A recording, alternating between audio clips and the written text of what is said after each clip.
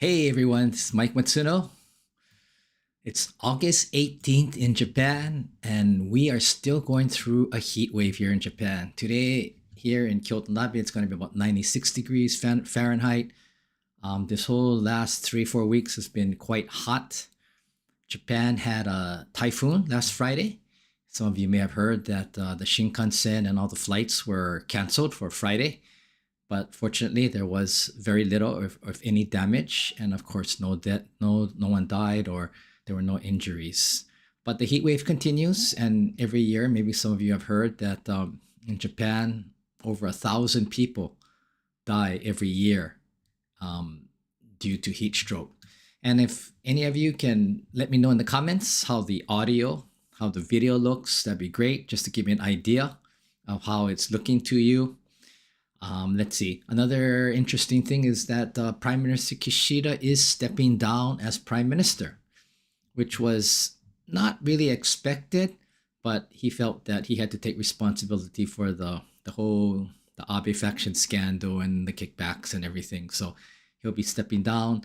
Several people are interested in running for Prime Minister. My hope is that there is a gentleman by the name of Kono Taro, Kono-san.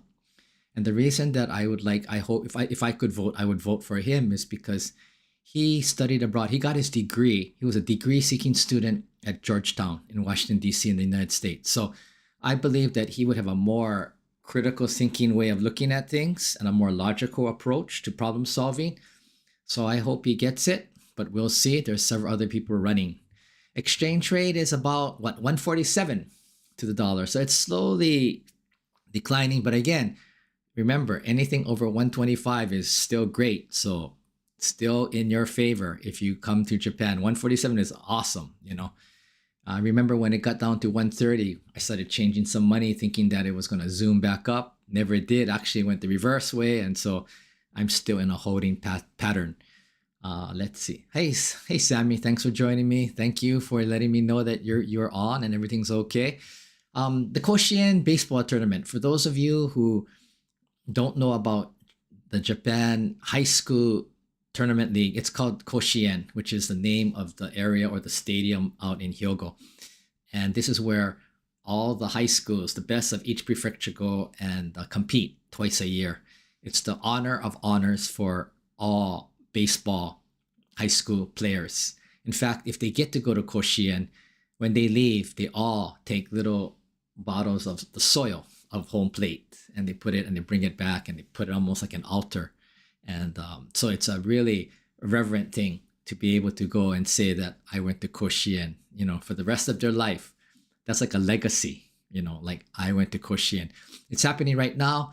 I think the only thing that they've been careful about is that they changed some of the scheduling so that the players wouldn't be playing in the mid heat. So I think there's a morning game and I think there's a late afternoon game. But they changed it because of the terrible heat wave that continues on. And this is the end of Obon.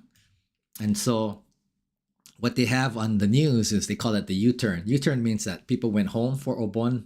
A lot of them went to their hometown, where they were born, where their ancestry or their graves are, and now they are returning back home. So they call it U-turn. So last night on the news, I saw, especially going back to major metropolitan areas like Osaka or even Kyoto or especially Tokyo. In Tokyo, there was a 17-kilometer, maybe what is that, about 12-mile traffic jam. And so today it should be even longer, but people are trying to get back for work, which starts tomorrow. So if this is your first time on my YouTube live stream, I'm Mike Matsuno. I'm originally from Hawaii. I'm a Japanese American, Yonsei, fourth generation.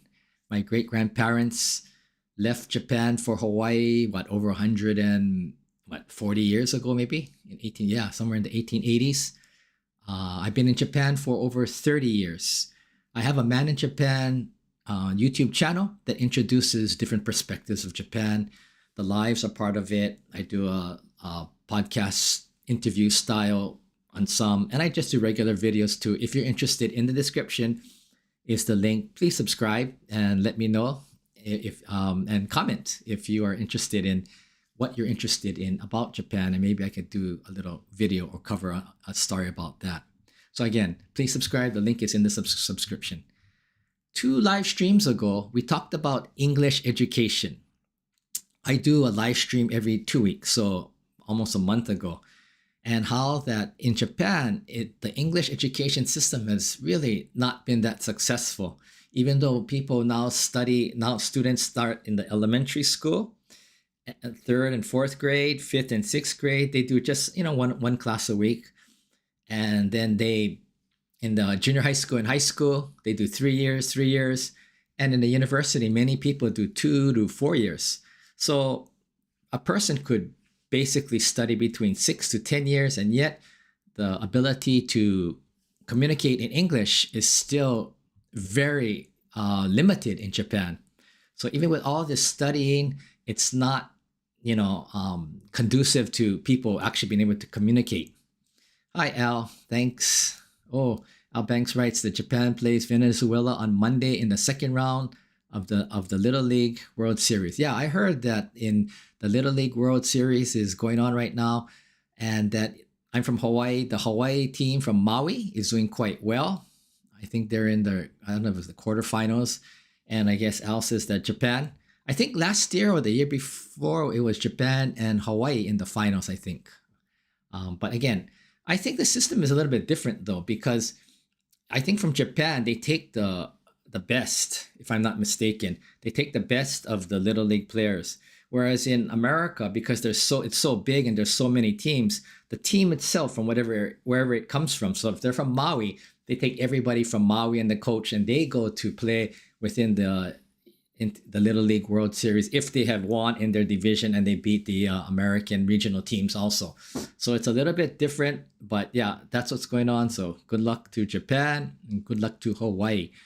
Anyway, getting back to the English part, we talked about that most English teachers are not able to really speak English. That the focus on English in Japanese schools are basically grammar and reading, not speaking and not much writing. And they're taught through the grammar translation method. For those of you who know the grammar translation method, it's basically translating directly from reading English and then translating into Japanese, the home country language, which is not a good way to teach communicative English, of course. And although we have to hold the Japanese English teachers responsible, as my friend Sammy had mentioned in the live 4 weeks ago actually now, he mentioned that a lot of times it's the students that are not motivated. So students have to take they have to be motivated. They have to take responsibility too. So you can't only hold the teachers for responsibility for not improving. So yes, it's 2 ways. It goes 2 ways, right? So on the last live, which was 2 weeks ago, we talked about internationalizing and globalization. And of course, there's a link between English, right? Because for most Japanese, the idea of how to internationalize, or what is kokusaika, internationalization, or what is globalization, sounds really good. A lot of universities like to use it in their brochure or their pamphlets to get people to come, but nobody really can define it. In fact, if you ask most average Japanese, what does internationalization or globalization mean to you?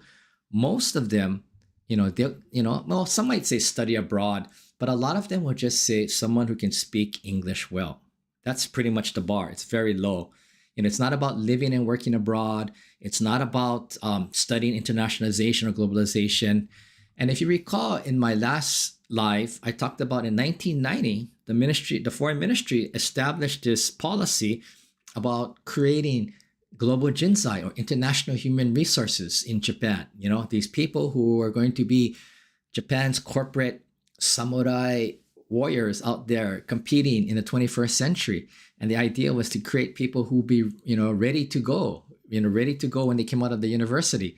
So that was part of the whole foreign ministry and the Ministry of Education. They're trying to move toward this global jinsai. Prime Minister Abe was really pushing it. But their policies really did not seem to do very well. And today I'm going to talk a little bit about that, about the university level. So I did also talk about internationalization in the last live, about how I think Japan has to allow more foreigners into their workforce. And presently, the Japanese government is allowing more, what do you say, interns, or they give them a different name, interns or like trainees. They don't use the I word, immigration, because that gets a lot of pushback from, more conservative circles. So they try to use these other words, but they are letting more like CNAs, auto shop workers, agricultural workers from abroad into Japan. My thing, and I kind of was talking about this in the last live, was I think they should be allowing more high level as far as IT and tech people into Japan, because that's where I think Japan is lagging behind. A lot of people don't understand that. People think that Japan is so way ahead because in robotics, or they have the supercomputer, space travel. They're ahead in certain fields. But overall, just IT and computer and tech, they're actually way behind, especially if you compare them to the United States. I would say they're 10 years, maybe even 20 years behind in certain areas, especially like at the universities working online and things. They're way behind. So that's where I think if they brought people like, I talked about India in my last live, where if you brought Indian graduates, a lot of them are majoring in IT and tech, and you brought them to Japan, they're at such a high level already, and they have a 30% unemployment for this age group in India, that I'm sure they'd be happy to come. And you bring them here and you help them settle in, you set up a support system, and you have them, teach and work with your Japanese programmers and computer people. But the problem is, this idea of internationalization is just too foreign for most Japanese companies. They don't want to have to deal with people from India or other countries coming in and setting up a support system, or have to give them Japanese lessons or whatever they have to do. They don't want to do the initial investment or the front loading, which means that what they do is they go back to their old plan. They hire Japanese graduates, and many of them do not have any IT or tech skills, which means what? The learning curve. Imagine if you had to learn how to program, or, and you weren't that savvy. It could take years, 3 years, 5 years. Who knows how long it would take. So my idea is bring in the best and the brightest, set up a support system, and figure out how to be. And that's a really good form of internationalization. But again, most companies either are not willing, don't know how. It's just too much for them it's not within their bandwidth. So, and the learning curve could be long. I mean, the learning curve, if they use this present system now, is going to take many, many more years. Yes, bring in the best and the brightest, and set up the support system for them. So another thing we talked about before in one of the lives was they need to reform their education system, because their education system, not only the English language education, but in general, is based on rote memory and putting it on a test. I think I mentioned before, and again, this is only my opinion, but if you have a photographic memory, you should be able to get into Tokyo University, because basically it's memorizing and putting it on a test. There's no critical thinking or problem solving. There's mathematics, yes, but there's not that kind of critical thinking skills that are tested on any of the Japanese exams. So people are not going to study for that, because of course, they don't really need it. So the idea is, how do you reform the Ministry of Education as far as the education? And I think this also needs internationalization or globalization, in the sense that get the ideas from outside and have them come in and start to, I heard the story about Finland, right? And I had said this before about English education, where I think for Finland, whether you're a kindergarten English teacher or you're a high school or university, everyone needs a master's degree. And Finland before was very low as far as education goes, many, many, many years ago. And what they did is they sent out experts to find out what everybody else was doing, came back and created their own system. And today they're one of the top, if not the top, in education. And it's only a country of 5 million people, but yes, they have figured out how to educate their population.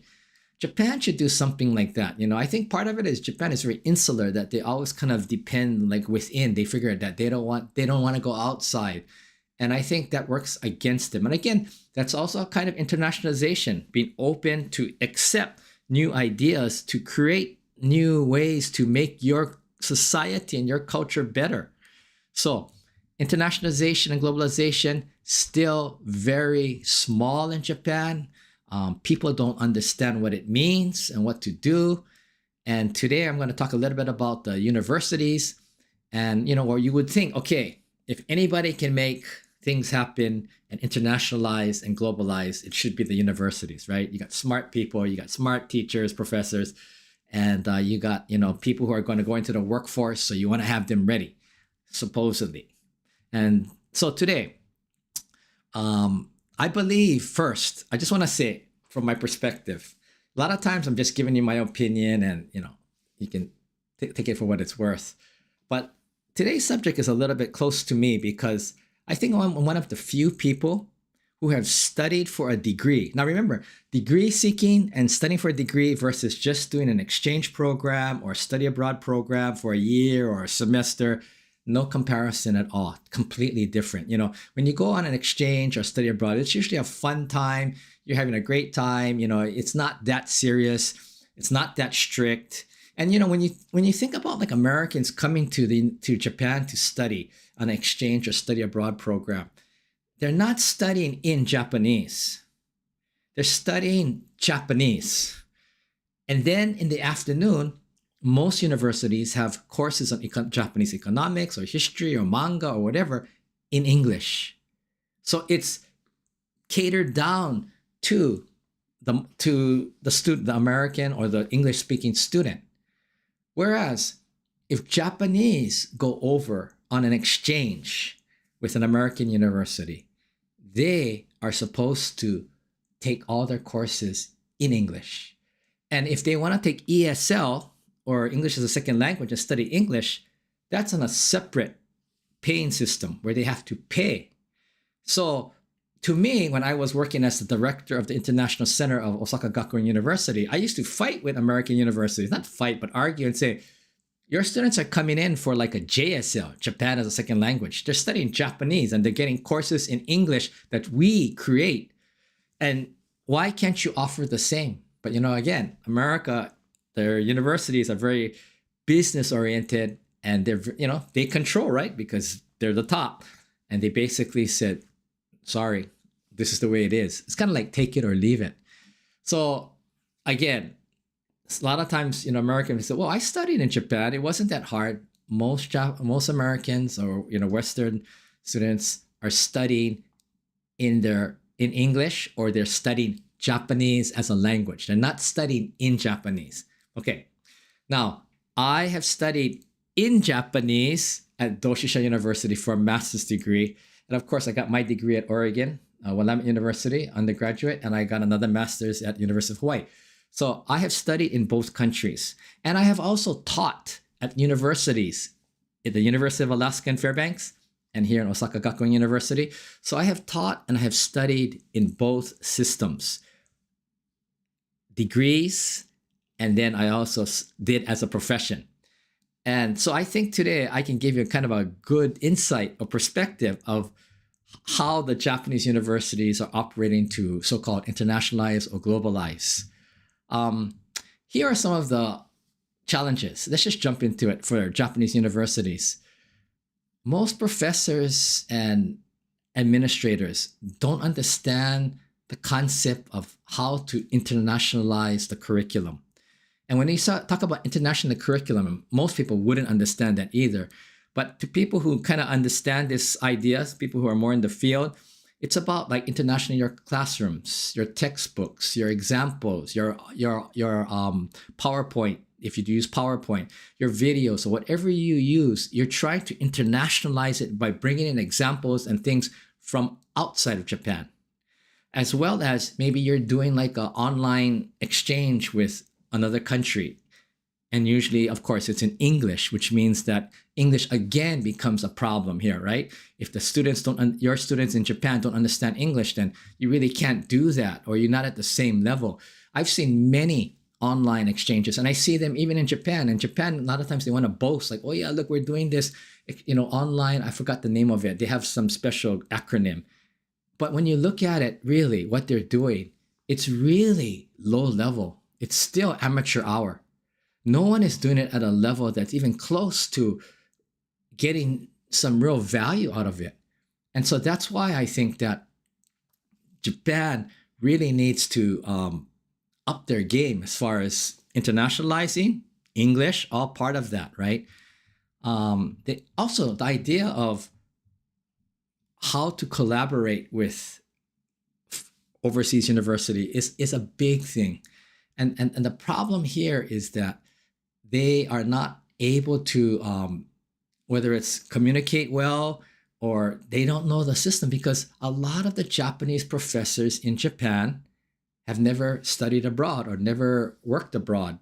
So they don't have the idea of how to really interact and how to ask for, okay, let's work together, or how to collaborate, how to interact. And that works against Japan. And that's an international skill, right? To be able to work with people outside of your country. There's other things that are problems in Japan. They teach in a very Japanese way. Most professors, it's one way. And many times it's only one test. There's not constant assessment. Like in the United States, you have little papers, you have the quizzes, you have tests, you have presentations. In Japan, for many classes, except for the upper seminars are a little bit different, it's usually just one test. And you know what? The test, most times, I don't know if it's changed since I was teaching, but the students never get back their final exam. So they get a grade on the report card, but they never know why they got that. They never know what they did right or wrong. And on the student side, they don't really care, it seems, or they're not worried about it, as long as they pass. And there's no real conscious thing about GPA. GPA in Japan, maybe it's changed since I left the university a few years ago, but GPA doesn't matter in Japan, really. You could get like all D's, like what is that, a 1.0 or 2.0 at Tokyo University and still graduate and probably get a good job. So GPA does not matter, which means that students are not motivated to get their test scores. And, like when I was teaching at University of Alaska in Fairbanks, I had students out my door lined up before the test and then after the test to get their results. And they want to know why this was wrong or right at this. So completely different. And that's why I believe that Japan, if they want to get on the game to internationalize their curriculum, the professors need to learn how to teach in a more, I don't want to say Western style, but a more Socratic way of why and how. And I think that's what's really important is how do you want students to ask the question, right? Why? Why is this so? Not just remember and put on. So in Japan, the focus seems to be on the what, and then just put it on the test. And many of the Western university style of teaching is more about why and figuring out the reasoning. So again, that's a different focus. Another thing that the Japanese universities need to do is they need to hire more foreign or international teachers to help them internationalize and improve the campus in that way. There's only like 5% of all faculty in Japan that are foreign. Although it seems like a lot, and I see a lot of English teachers, but that's because I speak English and I'm running around in that circle. But there's only 5%. And also they need to learn how to set up, like promote internationalization through events and global fundraising and recycling. Now, there are some universities who are doing more on SDGs, SDG, Sustainable Development Systems and things. But again, it's still very, very small. And I think the biggest thing goes back to Japanese professors have not studied abroad or not lived abroad, or have very little experience outside of maybe a honeymoon to Hawaii, that because they don't have that experience, they don't know what to do. It's not their fault. They don't know what to do as far as internationalizing, right? I mean, think about this way. And they can't push study abroad if they haven't studied abroad. It's like you can't sell steak if you haven't eaten steak, right? So until you experience it, it's hard for you to sell it. And that's the problem in Japan. If you have any questions, please list them, or you have any comments, please list them in the comments. I'd be happy to talk about anything that you're interested in talking. If not, I'll just kind of keep going. Another thing is that university administrators have no clue of what internationalizing a campus is. So you got professors, you got administrators who really do not understand. If anything, everything is just left to the international section, the Kokusai-ka or the Kokusai Center, and they're supposed to be the experts. But again, a lot of times they have people who just rotate in and out, and they don't know, they have to learn from zero, and there's nothing, that they don't know very much, and so you just do more of the same. So, and let's look at Japan as far as universities in the world, okay? In the top 100 universities in the world, 2 Japanese universities are in the top. Tokyo University, the number 1 university in Japan, is at number 29. Not even the top 20, number 29.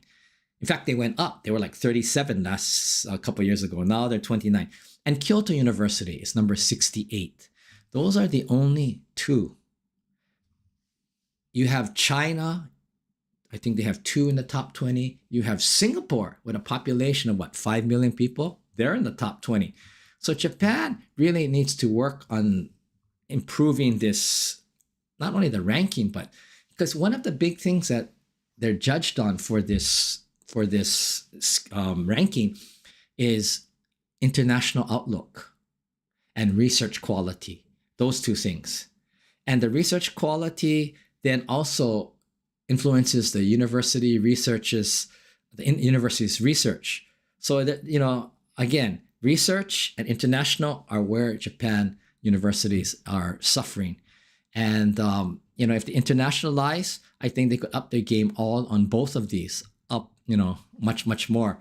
But again, remember, I talked about this before, and this is my own opinion. Japan is kind of like in Sakoku mind. They're still in a very closed society, where if most of your professors don't go out of Japan, how can they teach how to be more international, or how to internationalize, or how to take in new ideas? It's very difficult. It's not their fault. Again, they don't know what they don't know. But I think that's also a big challenge. Okay, let's see. I have a comment here from Japan. Hold on one second, please. How do I put this? Oh, okay, excuse me. Okay, so Japan has memorize, group mentality, submit to your higher-ups, fear of failure, so they don't take initiatives. What a way to run an educational system, but it's just a ticket to the business world. Yeah, in a way, it's kind of sad, is that everyone's just worrying about getting the job, right? But what Japan Ham is saying is very true. These are a lot of the I would say the limitations that hurt Japan and the Japanese. The idea of just rote memory to memorize, the group mentality where you always see that, and it is very still dominant. The standing nail gets pounded down. And I have experienced that personally, even on my jobs recently, that you cannot stand out. You gotta conform in a way. And so how do you make change? Because the moment you try to make change, you're gonna stand out. And it means that the pounding nail is gonna come down on your head, right? So I don't know what the answer is, and it's a very, very difficult thing, but I believe that that's what they need to work on. And of course, the idea of the samurai system, where if it's top down, if number 1 says green, everybody says green, even if they think it's red, right? And I remember an example was given to me by a president secretary of a university I know. The secretary was, he was a bright guy, nice guy, and he once didn't go against the president, but said, "Oh, what about this option?" And the president said to him, "You listen to me. If I say green, then the color is green. If I say red, the color is red." And from that moment on, he knew his place and he continued to do that for the rest of his career. But imagine how can you have change when, if that's the thinking, then maybe those types of organizations with that kind of leadership maybe is basically hopeless. I don't know, or until that person gets changed. But even if they get changed, I'm sure their next person is going to be a lot like them, or whether it's their son or daughter or whoever continues, more of the same, right? I don't know, but I think that's one of the challenges that Japan really deals with. So thank you very much, Japan Ham. Yeah, the education system. So yeah, I worry about Japan. I really want them to do well, and I know it sounds like I'm criticizing, but I think this is my area, so I think that I'm speaking from perspective. Yeah. So other couple, just some facts. Even like PhDs in Japan, and before you couldn't get a PhD in Japan, you had to go outside because PhD weren't given to professors unless you had worked until you're like 60 or 70, and it was kind of given you as kind of like a thank you. But now you can get PhDs in Japan. But again, who's teaching the PhDs program if you don't have PhDs, right? I mean, so I don't know how that works. I would suggest if you want a PhD, go outside of Japan to get it. But it's dropped 20% in Japan. So people are not going into the academic field. And, it's a long road anyway, right? Another thing, a lot of things are going on is that a lot of the universities have older facilities, they have outdated curricula, they have aging staff. It takes money, and they can't really raise their tuition too much. Recently, they've been allowed to, but Ministry of Education has a rule that they can only charge 1.2 times the standard amount to international students, which is good for international students, but maybe not good for the university because it can't cover its cost. Another way to internationalize the campus is to increase, of course, international students, right? And maybe charge more so you can cover some of those costs, because international students require maybe Japanese lessons, maybe more support. So you could do something like that. But Japanese universities, again, they've always charged the same. It's changing in the recent years, and that's great for international students, but it doesn't help with the management of the university. Look at American universities. They charge 2 or even 3 times, not only America, Canada, Australia, UK, they charge you the special, super expensive rate if you're an international student. Japan, good deal in town then, basically almost the same, maybe 1.2 at the most. That's not much. It's not like double or triple what a lot of Japanese students would pay if they went to study abroad. Well, for a degree, let's say, they would be paying the premium price.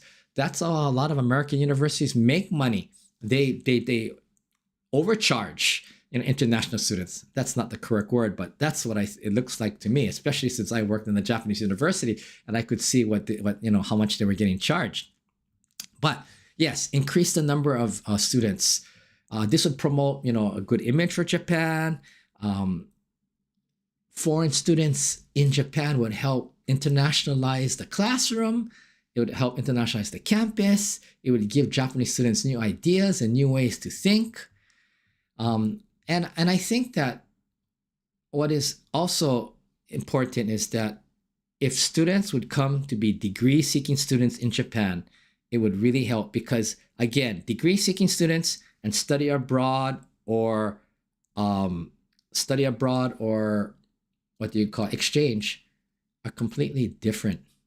So, but again, very, very few Western students come here for the degree because it's the brand thing, right? A Japanese degree, if you're going to work in Japan, great. You can get your degree here because right away on your resume, it'll be recognized if you went to a good university, let's say. But if you go outside of Japan, maybe outside of Tokyo University or Kyoto University, it might be nobody would know your university and it doesn't help you with your brand, although the price is reasonable. And again, I would say that, for example, to increase the number of degree-seeking students in Japan, Right now, Japan has only between 3 to 5%, I think it was, that are international students. Whereas you take a place like United Kingdom, UK, 20%, United States, 22%, Australia, 30%. That's their international market. Where Japan, and I understand, if you're an English speaking country, of course, you're going to get more. But Japan could increase that. But part of the problem is what? Most of the classes in Japan are taught in Japanese, which means you have to know Japanese at a high level to be able to take classes. And yes, I did that and I struggled. And I would never do that again, but I'm glad I did it once. But it was so hard. And so think about it. If you're a student, like, do I want to go to Japan? Although I'll pay a good price, but I gotta learn Japanese. Might take me 1, maybe 2 years, and then to get through this program. And the brand itself is not that great, because when I leave Japan, if I try to get a job in Australia or United States, maybe the university name won't sell. And so there's a lot of this going on. So again, that's the question a lot of people have to think. Now, the Japanese government is very optimistic, right? In 2033, they're looking at increasing their international students to 30%. That's big, right? If they could do that. But again, for me, it's not the price right now. It's more about the quality and how they teach. If they continue to teach Japanese style, where it's like one test, no accountability, basic memorization, nobody's coming. Just a few people who just want to study manga and stuff, maybe. Let me go back to the comments. I see a few comments here. Thank you. Japan had memorized group mentality. Hi, Moso, are these specific programs? Okay, let me see. Okay, Moso Tube, or is it Moso Tube? Moso Tube. Hi, Mike. Are there specific programs that universities tend to send students abroad for exchange or extra credits? I know Japan is very strong in robotics, electronics, automotive, and material science. Moso Tube, are you asking that Japan sending out or other students sending in to Japan? If you're talking about sending out on exchange, or even coming in, most exchange students or study abroad students, study abroad is usually a semester or maybe 2 semesters, 1 year, will not be able to take courses in such fields as robotics, electronics, automotive, unless somehow you know the professor and they let you in just kind of a observer, because of the level of the Japanese you will need to know. Now, if you speak Japanese, it could be a little bit different. But again, exchange and study abroad is more for the experience. It's not really for your area of study. It's more like a year off, not off, but a year of experience. It's not to go and I'm going to study robotics in Japan because that's my area. It wouldn't work because it'd be too hard. Now, there are some, like at the graduate level, there are courses that are taught in English, or at least half the courses are taught in English, that you could come over if you're on an exchange at the graduate level and take those courses and probably get credit for it. So it's a little bit different. But in the mainframe, undergraduate, there are very few courses taught in English. Now, you have what is called the English program courses, which means that there are certain fields, they're very limited, that are taught all in English. And this was another brilliant idea, supposedly, of the Ministry of Education that, okay, let's be like Korea or Thailand, where they are now offering in English, all in English. So exchange students and study abroad students would come there and study. So that's what Japan came up with the idea, right? So they made these big offerings to the big universities, national universities, and to private universities. They gave money to build these programs. Toshisha had one. All the big Tokyo University, I think, had one. Kyoto University had. The problem was, the idea was for Ministry of Education is they want the university, they give them like seed money, basically startup money for 5 years, faculty hires, staff hires, and etc. Big money they give, and they are able to hire staff and all. And then after 5 years, the ministry wants the university to absorb these new programs into their actual main curriculum. The problem is that doesn't happen usually. Very few of these universities continue on after 5 years. That's why when they hire people to teach at this program, they give you a contract for 5 years because they know in 5 years it's going to end. That's not what the ministry wanted, but that's what happens. And these universities, many of the high name, big names, the national universities, Waseda, Keio, Doshisha here maybe, they know that they are on the top of the food chain. So when the next program comes out after 5 years, which would definitely come out by the ministry, a new international program, then they will be chosen again. And it'll be another 5-year program. And the ministry will say, please absorb this after all. And then the university will say, we will try. In the end, they don't. And this has been continuing on for the last 20 or 30 years, I think. The same process of almost like Emperor's New Clothes, Hadaka no Osama, going through the motion like, oh yeah, we're going to do this program.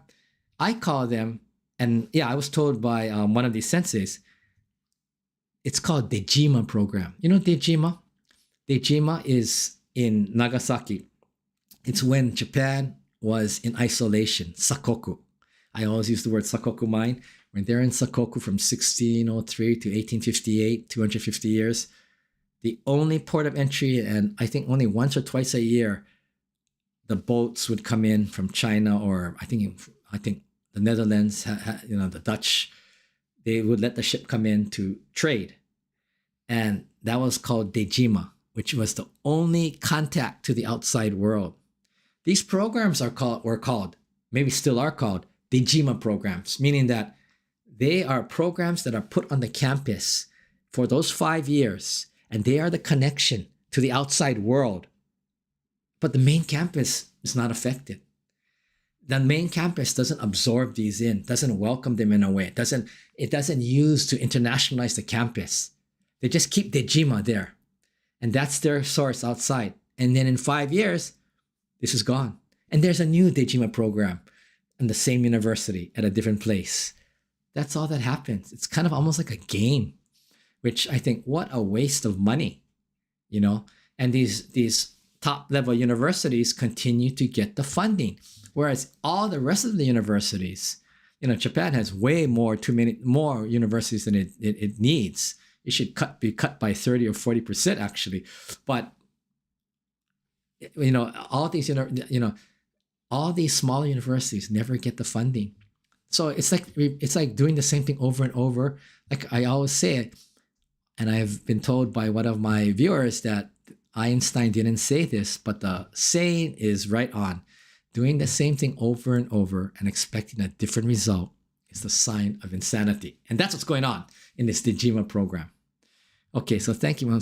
So again, they're not specific program unless you speak Japanese. And if you come in an exchange, you probably cannot take anything in your major. You're just going for the experience. That's why they come over, they take Japanese language, they take courses in English in the afternoon usually. Nobody really takes courses in Japanese because they're not at that level, which is not their fault. It's just the reality of the situation. So thank you, Mosusube. Let's see. I got another one, Japan Ham. They will be expected to act the same way when they join a company, and they will treat their underlings the same way as that's really kind of sad, right? Thank you, Japan Ham. They have been trained in a program to raise these, the way they treat their underlings or subordinates, and that just continues that system. You see that in the senpai and kohai system at the clubs, where they were. I remember when I was an exchange student at ICC, which is today Tokyo International University, when I was in the Shorinji Kempo Club, and those senpai, third year and fourth year seniors, were super mean to their first and second year. They regarded it as that was the training, that's the way they were supposed to raise them. And I thought to myself, how mean, almost cruel at times. I remember somebody got a black eye. The guy, we called him Sarge.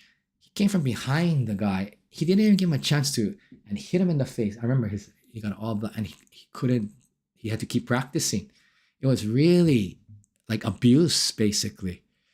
I think a lot of that has maybe gone down a little bit, but you still see it going on. But, all of that is because, and then those people will come up and treat their people the same way, which is really sad. So the system never really changes. So yeah, it's really, really sad, Japan, that continues. And, when will, again, maybe with internationalization, they'll start to be a critical thinker and say, maybe we shouldn't do this. Maybe the better way to raise them is to encourage them, to help, to support them, give them feedback, strict feedback, but encourage them. Maybe that's what they need in Japan, because the summarized system maybe is not the best at this point of Japan. Okay, Sammy, if Japanese universities really want to globalize, they should hire more foreign professors and give them, yes. This is the problem again. Only 5% of faculty in Japan are international, right? And of course, there is a difference, or there is, for Japanese nationals, several reasons, right? One, they're Japanese and they want to employ them, of course, most important. But two also is that the Japanese professors are not going to give any kind of real pushback or feedback. They're not going to resist. Not like a lot of foreign professors do, right? Not in any bad way, but again, they're critical thinkers. They're giving you their opinion.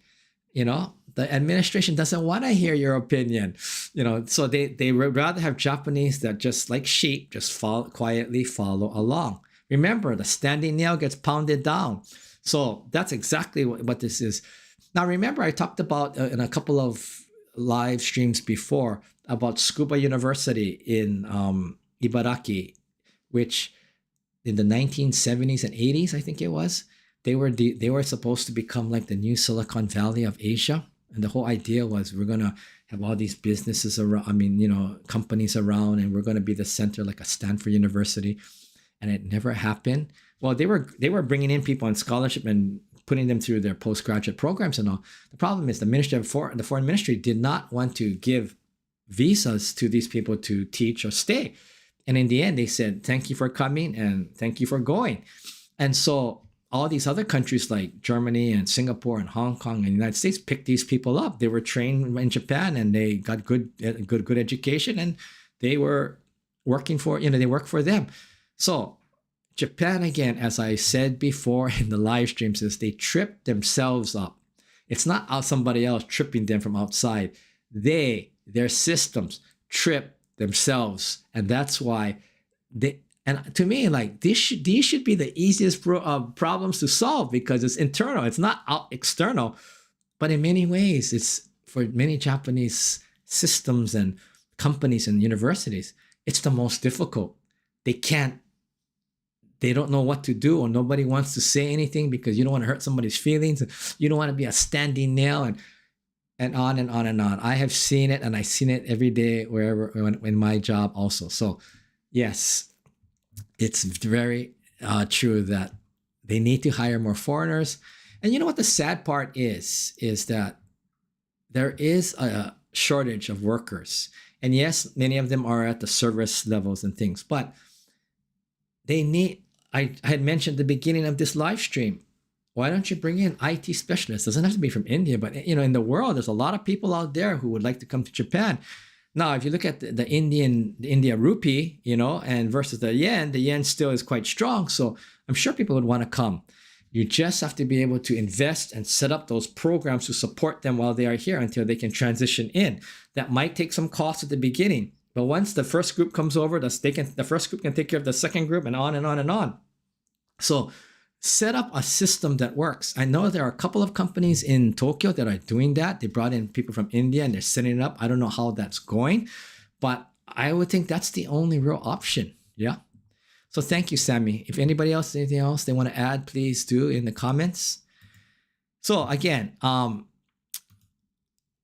the degree-seeking students in Japan, the real so-called university students, are usually from Asia, which is fine. Many of them are from China.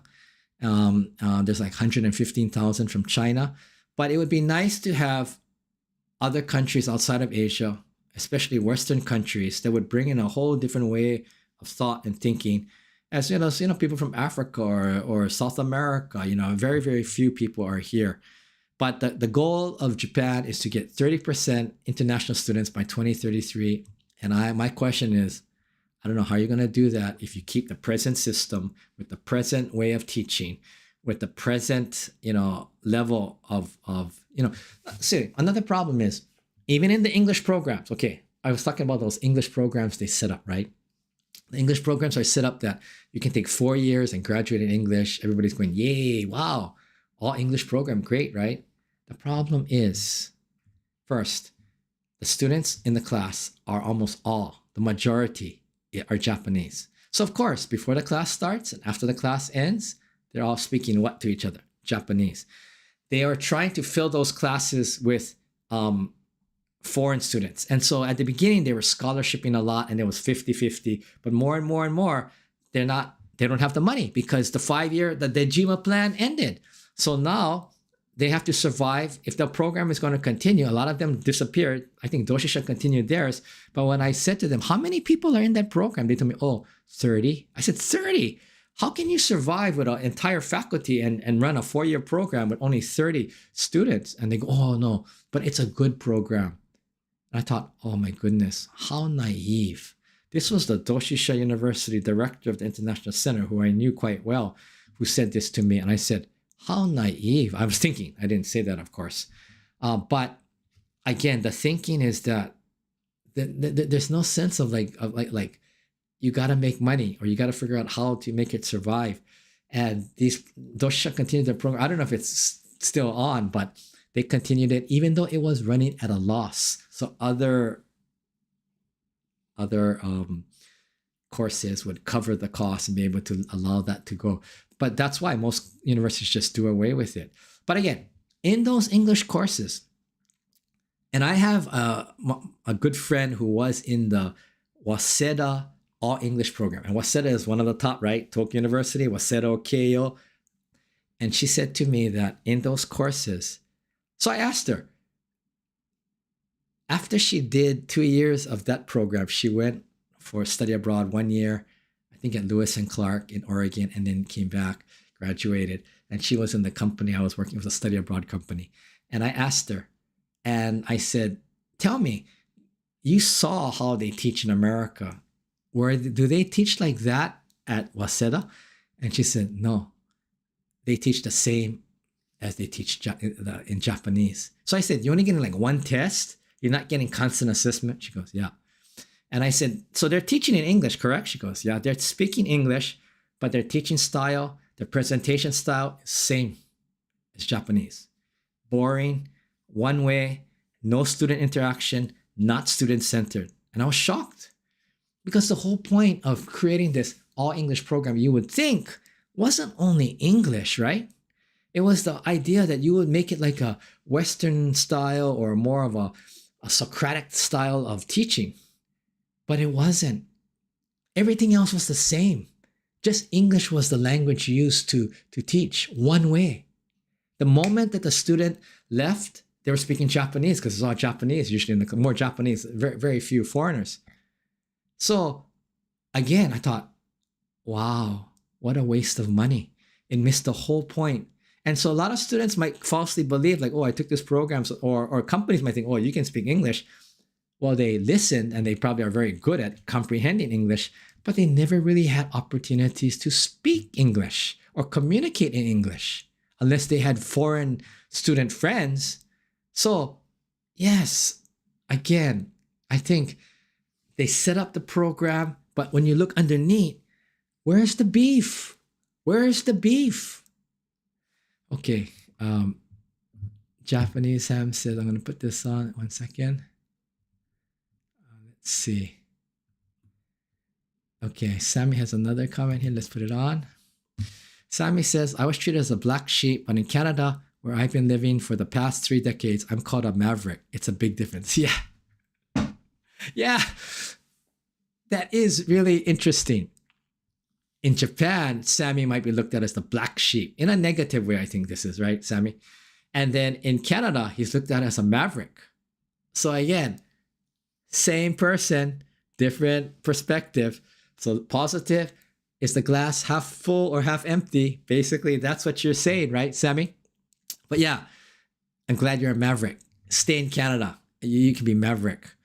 That's great. I like that. Okay, let's see what Japan Ham says. Foreign professors will be isolated in their own dejima and their knowledge and experience. They try to give to their students will be put away in the closet after the class is over. Yeah, that could be true too.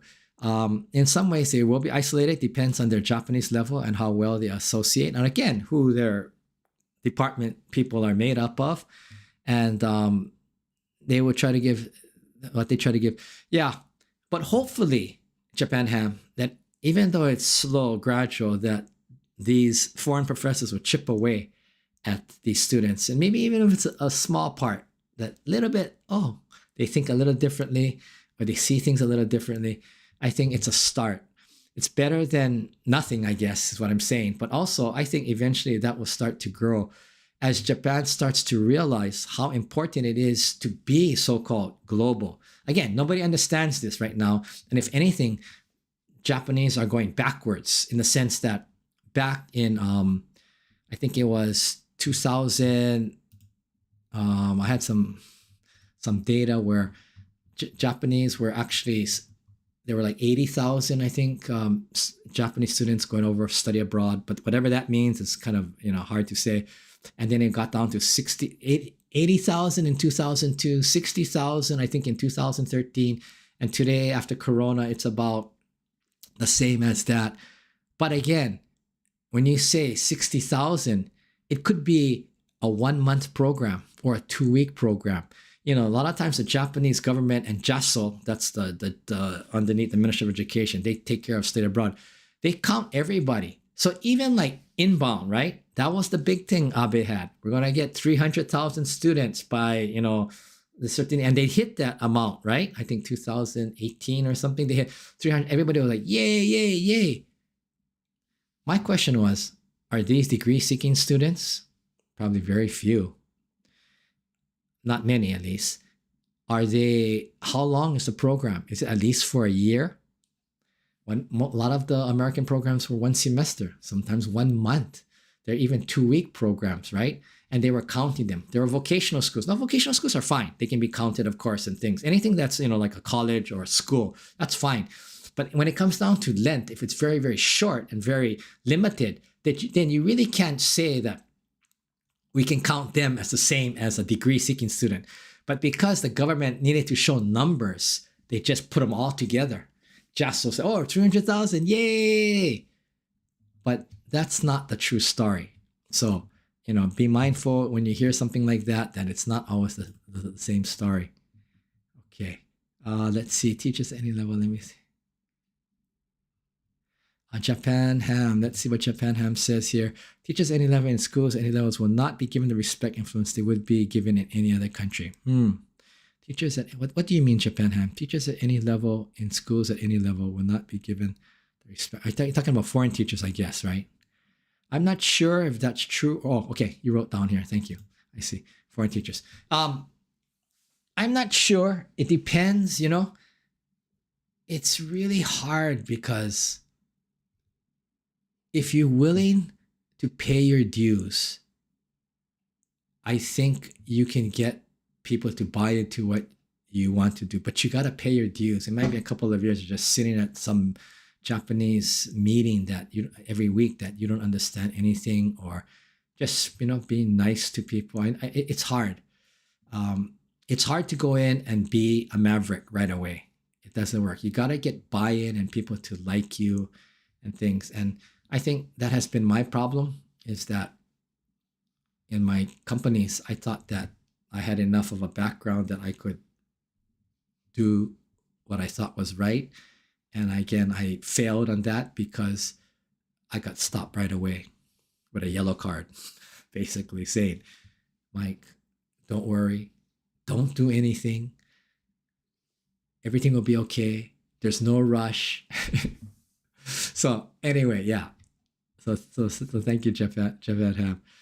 So anyway, just to and a couple other things. A lot of times, Japan will go to these national conferences. This is to set up exchange programs and study abroad programs, any kind of international programs between universities of the world, like NAFSA. They're getting like 10,000 attendees, right? EAIE, the European one, that they would get 3 to 5,000. And Japan, like at NAFSA, was the biggest booth of any country. They had like, I don't know how many schools, like 50 or more. And the problem there is Japan doesn't have much to sell, meaning that what they are offering is very limited. They have regular courses, but you got to be able to, speak Japanese. They have their study abroad programs to learn Japanese and experience like a culture experience program and take courses of English in the afternoon. But a lot of like Americans, they want to do their coursework so they don't have to take another year to graduate. So it doesn't match. And it's not necessarily Japan's fault. Other countries do deal with similar. But because it goes back to English, I'm sorry, if the courses are not offered in English, the English speakers are not coming. Now, maybe you don't need the English speakers. Maybe it's the Chinese speakers and the Korean speakers who can speak Japanese. Maybe that's the market. That's fine if that's what you want. The only thing that I would say, though, is that Asia as an area, people move. There's a similarity. I call it Asianness. I think even me as a Japanese American, I got a little bit of that Asianness, which means that you kind of relate. It's a little bit easier. You know how to kind of fit in. And that's fine. But I also think it's good to get people who come from completely different areas to kind of turn your world upside down in a way that makes you think and see things differently. So sometimes if you go to a place that's, like, let's say I went to Thailand or Korea to study, I would be okay. I would enjoy it. It'd be fun. It'd be easier for me to study there if I was Japanese, than if I went to Ireland or UK or somewhere like that, where the values, the norms and the culture and the belief systems are very different. So I think you need a very diverse group of international students to make, you can't have only predominantly Asia or predominantly only English speaking country. You need to have a good mix. And that really builds the whole idea of internationalization.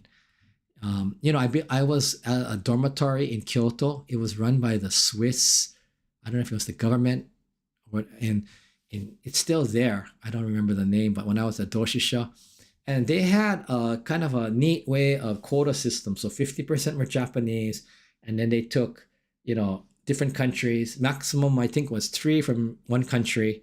So they had, 3 Chinese, they had 3 Koreans. I think I was the only American at the first, and then a couple more after I brought in.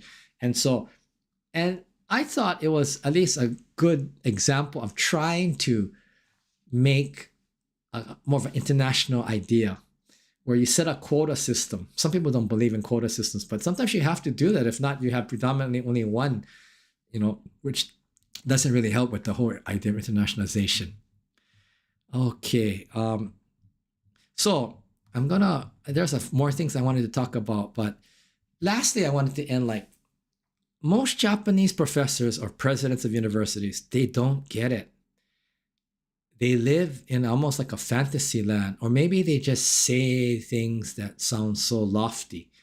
For example, the president of Tokyo University, President Fujii, when he took over as president, this was his speech, quote, "Into a sea of diversity, creating the future through dialogue." That was his kind of like his mantra. His plan was to attract more international students and offer more courses taught in English. But again, as I was saying before, is that what's going to attract international students to Tokyo University? And offering more courses in English, unless you teach it in a very dynamic, student-centered, interesting way, it's not going to sell. In fact, there was a group of students I met from Waseda University, which is again a top level. They had come over on exchange, and they were in a class a Japanese professor was teaching. And I guess he was so bad, so boring, that they actually started a petition in the class to have this professor removed, which of course would never happen in a Japanese university. And that's why a lot of times the foreign students or the foreign staff or whatever are kind of looked at in a very suspicious way, or not in always the best way, because they are the people who complain, or they are the people who want it and they want to get their money's worth, or they're not going to just go with the flow. But anyway, they started a petition. They didn't get that professor removed, but everybody was shocked that you came as a guest, not a guest, but like a exchange student to this university, and you started a petition to have the teaching professor removed from the class because he taught so poorly. So again, that's the other side of bringing in foreign staff and bringing in foreign students, right? Is that people may complain or criticize, or like I'm saying now, I don't know the answer. Like, where's that fine line of in between somewhere where you do it sincerely and yet you are able to accept things as they come? I have been here over 30 years and I'm still learning where that point is. I've gotten much better because the last maybe couple of years at this job and the one before that has humbled me and has made me more like, okay, I cannot be myself. I cannot be the standing nail. I have to just kind of keep my mouth shut and be a good samurai, which is hard for me because I'm kind of talkative. But anyway, okay, let's do one more here. And then, okay, so Japan Han says, progress has been made in acceptance of foreigners, but it will take still many decades to begin to show real progress. Yeah, Japan Ham is really correct. I don't want to sound like a doom and gloom, like it's going to take decades and years, but it's going to take a long, long time. Unless, what's interesting is during the Meiji, back in 1858, when Perry came with the black ship, the Kurofune, Japan suddenly went to a shift where everybody was getting rid of the kimono and the Western ways, and they were wearing suits and they were wearing Western wear.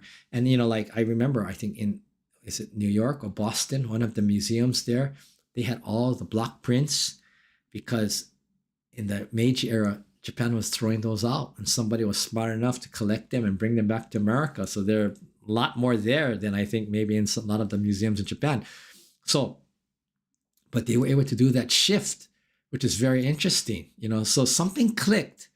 But until that tipping point happens, it's really, really slow in Japan. For those of you who have paddled an outrigger canoe, like when I was in Hawaii, we would, when we took the kids out, when I was a camp counselor, we take them out and they would flip the canoe, just the counselors, to practice, if this happens when you have the kids, how to overturn it back so you can paddle back in. Well, it's super hard when you have an outrigger. And the way you do it is like, it takes like everybody, and, if it's rough, it's hard. It's almost impossible sometimes, but you have to bring it over. And that's what reminds me of Japan and change. It's like an outrigger. But the moment that outrigger reaches a certain level, a tipping point, then it goes vroom.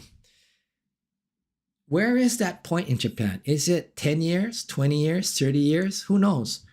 And I think the other part that makes it even more difficult is Japanese are gamang zuyoi. Gamang meaning endurance and strong, right?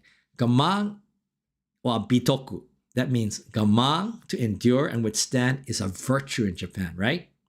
When it's hot or cold, Japanese kind of just grit and bear it. That's a virtue. So the Japanese, it will take them a much longer than other people maybe to change because they gamang. They keep gamanging. They continue to accept that, okay, I have to endure this. We have to go through this. And so it might take even longer than another country because Japan, they pride this idea of gamang being a virtue. Okay, thank you, J Star Dream. So I'm going to close here, I think. There's a couple other things I want to talk about. And I'll do another live stream maybe in 2 weeks, maybe about global life skills. In fact, Sammy Takahashi, who has commented here, Sammy was the one who first introduced me to global life skills. And then I wrote a book about different, soft skills, which are like the global life skills. I think I'm going to talk about that in 2 weeks, about how and why I think Japan needs that. It's like small talk. It's like presentation. It's like independent thinking. It's like spontaneity. It's like improvisation. It's like sense of humor, etc., etc. I think I'll talk a little bit about that in 2 weeks. So if you're here in 2 weeks, yoroshiku onegaishimasu. So thank you for listening. Thank you for participating. I know this topic was a little bit niche, and so it was a little bit hard for people to participate. But if you did come and listen, I appreciate it. And thank you for all of you who did comment, Japan Ham and Mosube and Matt and Sammy, of course. Look forward to seeing you in a couple of weeks. Have a great weekend. Today, I'm looking at the temperature now. Okay, it's 96 degrees, so quite warm. I do have the air condition here, but remember, as I said, in Japan, we got those little smaller units that only heat this room. And the moment you go out, you either got to turn on the next air condition. It's almost like you're going air condition room to air condition room to air condition room, or you just accept it's hot and just endure. So anyway, thank you. Thank you, Sammy. Thank you, everybody. Have a great weekend, and I will see you in 2 weeks for Global Life Skills. And Sammy, that's thanks to you, Global Life Skills. Thank you.